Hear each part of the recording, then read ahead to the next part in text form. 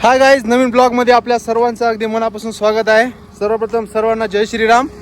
आणि आजच्या ब्लॉगची सुरुवात अशा ठिकाणाहून झाली आहे ज्या ठिकाणाहून आपण तब्बल 5 आणि 3 10 12 13 किलोमीटरचा प्रवास आपण पायानं करतोय. त्या प्रवासामध्ये आपल्याला किती वाहन भेटतील, किती पायाने काय गोष्टी भेटतील हे आपण कंटिन्यू ब्लॉगमध्ये बघणार आहोत. आणि मेन म्हणजे पायाने यायचं कारण काय होतं हे तुम्हाला मी आधी सांगतो की आमचा एक मित्र आहे अनिकेत, आणि त्याच्या कार्यक्रमानिमित्त आम्हाला त्याला इथून 13 किलोमीटर असलेल्या आमच्या खडक्या महादेव मंदिरापाशी सोडायचं होतं. पण आम्हाला वाटलं की 1-1.5 किलोमीटरवर जे खडक्या महादेवाचं मंदिर आहे तिथं सोडायचं आहे, पण ॲक्च्युली ते 13 किलोमीटरचं मंदिर होतं. मग आम्ही एक्स्ट्रा गाडी नेली नाही, त्याला सोडलं आणि त्याला गाडी दिली.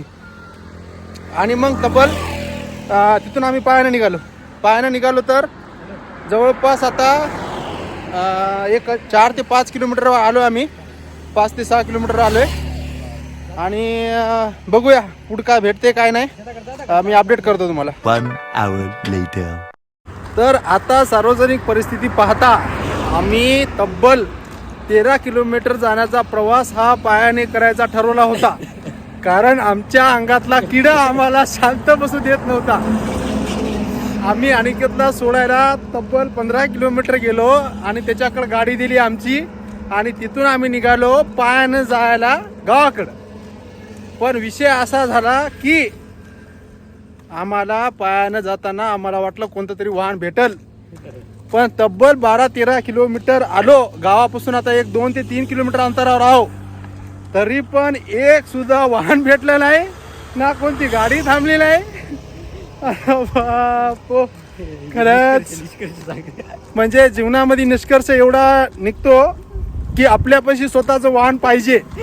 जर आपल्यापाशी स्वतःचं वाहन नसेल तर आपली इज्जत कोणी करणार नाही. एवढंच पोरगा आता एक मोटरसायकलून गेले आणि इकडं चलो म्हणलं इकडं. ਹੱਸਦੇ ਚਿਹਰਿਆਂ ਦਾ ਮਤਲਬ ਇਹ ਨਹੀਂ ਹੁੰਦਾ ਕਿ ਉਹਨਾਂ ਨੂੰ ਕਦੇ ਕੋਈ ਤਕਲੀਫ ਨਹੀਂ ਹੁੰਦੀ, ਉਹਦਾ ਮਤਲਬ ਇਹ ਹੁੰਦਾ ਕਿ ਇਹਨਾਂ ਨੂੰ ਤਕਲੀਫਾਂ ਨਾਲ ਡੀਲ ਕਰਨਾ ਹੁੰਦਾ. बिलकुल सही. बापरे. म्हणून मित्रांनो, कमाई करा, पैसे कमवा आणि स्वतःचे वाहन घ्या. नंतर आम्हाला न्यायला गणेश दाजी आलाय, तर त्यासोबत आता राहिलेला 1-1.5 किलोमीटरचा प्रवास आम्ही तब्बल या गाडीवर करणार आहोत. तर भेटूया मित्रांनो थोड्या वेळानं, तुम्हाला अपडेट देतो. ओके. जाण्याचा फायदा हे आहे, जवळपास आपल्या गावात जे माणसं आहेत ते नेहमी आपल्याला मदत करतात आणि शहरातलं कोणी सुद्धा मदत करत नाही. म्हणून आम्ही कुठे नोकरी केली नाही आणि कुठं काहीच केलं नाही, म्हणून सरळ गावामध्ये आम्ही शेती हा पर्याय निवडलाय. आता भले जसं आलंय तसं आलं, ठीक आहे, तुम्ही समजून घ्या. जवळपास बाकी समजून घ्या गोष्टी. आणि इथून गेल्यानंतर आम्हाला सप्त्याचं जेवायला पण जायचंय आणि तिथं गेल्याने अपडेट करतो. ओके. मस्त आपल्या गावामध्ये पोहोचलोय आणि गणेशने एक चांगली मदत केली आपली. आणि आता जेवणाचा कार्यक्रम आहे वरी पंक्तीमध्ये, तर सप्त्याची पंगत आहे आणि तिथं जातो, जेवण वगैरे करतो. भेटूया जेवण झाल्यानंतर. ओके. इथं आहे बघा. ओके, अपडेट करतो तुम्हाला. हे दोघं जण, एक तर शिवम आणि दुसरा म्हणजे बापूराव, या दोघांना फोन केला होता. तसा बापूराव आपला नेहमीच मदतीला येतोय शाळेच्या टाइमला. आणि शिवमला आपण तब्बल 15 कॉल केले, पावणे 10 कॉल उचलले.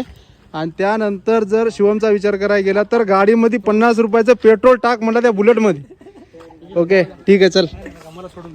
भाऊ आपला युवा उद्योजक आणि तसेच अतिशय उत्कृष्ट मेडिकलचे मालक. ओके. आणि सर पण आहेत. ओके सर, ठीक आहे, चालतंय. ओके, चला जेवण करून अपडेट करतो. बरोबर वाटत नाही म्हणलं, म्हणून मी फोन लावला. काय झालं बघा जेवण? मला असं पेट्रोल टाकायचं तसं मी झणझण येत होतो नाही, मला काय करायचं, अजून परेशानी होती ती. नाही मात्र हे चुकीचं ना भाऊ, मी अडचणीत होतो ना तिथं, त्याच्यामुळे अडचण. काय करू बा, अजून काय बरं, ठीक आहे, जाऊ दे. इथून पुढे तुम्हाला थोडा माझा व्हॉइस ओव्हर पाहायला मिळेल, कारण की नवीन ब्लॉगर असल्यामुळे मला पब्लिकमध्ये बोलायला थोडी अडचण जात आहे.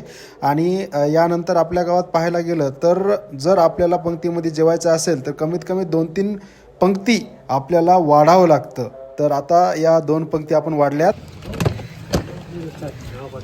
ओ मालक, 2-3 पंक्ती वाढल्यानंतर आपण सगळ्या मित्राला जेवायला बसलो. जेवण झाल्यानंतर घरी आलो. मित्रांनो, सगळं आवरून आपण घरी आलो आणि हा आपला पहिला व्हिडिओ आहे. जर व्हिडिओमध्ये काही चूक झाली असेल तर कृपया माफ करा. आणि असेच नवीन व्हिडिओ पाहायचे असेल तर आपल्या चॅनलला सबस्क्राईब करायला विसरू नका. लाईक करा जेणेकरून आमच्या नवीन व्हिडिओ तुम्हाला पाहायला मिळतील. आणि काळजी घ्या या चेंज होणाऱ्या वातावरणामध्ये. स्वतःची काळजी घ्या, फॅमिलीची काळजी घ्या.